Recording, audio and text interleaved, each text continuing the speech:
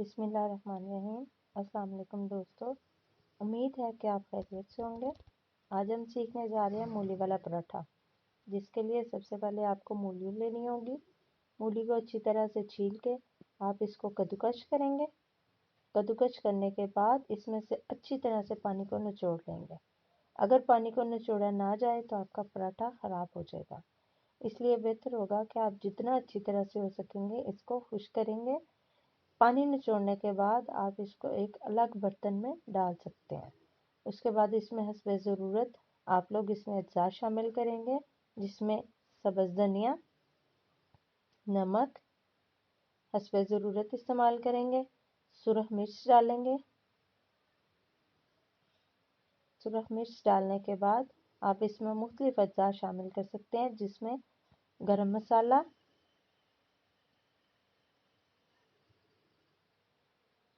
गरम मसाला डालने के बाद आप इसमें सब्ज़ मिर्चें बारीक कुटी हुई या आप बारीक इसको काट लें, जिस तरह से मुनासिब हो। उसके बाद आप इसमें सूखा धनिया ऐड करेंगे, जो कि खुशबू भी देगा और लज्जत भी देगा। उसको मिक्स करने के लिए अब इन सब अज्जा को यही ज़रूरत हो कि आप इसको खुले बर्तन में ऐड करें, ताकि ये अच्छे से यकजा हो सके और आपस में मिक्स हो सकेंगे। जितना ज़्यादा ये मिक्स होगा उतना अच्छा टेस्ट आएगा। 2 गोल रोटियां बना लेंगे। 2 गोल रोटियां बनाने के बाद इन दोनों को आपस में फिलअप करेंगे।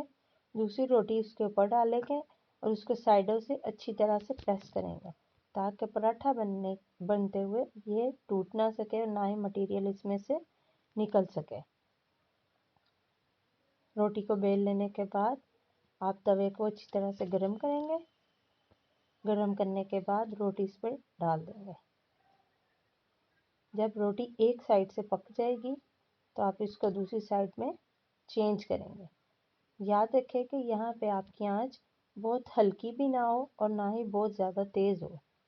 अब इसमें घी को ऐड करेंगे और मुसलसल इसकी साइड भी चेंज करने के बाद आप इसको हिलाते जाएंगे, ताकि घी बराबर लग सके और इसको बराबर जो सी है आंच इसको मिले। जब तक आपका पराठा जो सा वो गोल्डन नहीं हो जाता, आप दूसरी साइड पे भी घी लगाने के बाद आप इसको पकाएंगे। जब तक ब्राउन नहीं होगा आप इसको पकाते जाएंगे, ताकि इसके किनारे अच्छी तरह से पक जाएं।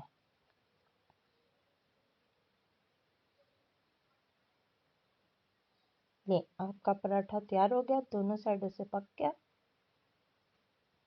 मज़ेदार मूली वाला पराठा तैयार है। उम्मीद है कि आपको ये वीडियो पसंद आई होगी। मज़ीद वीडियो के लिए हमारे चैनल को सब्सक्राइब कीजिएगा। शुक्रिया।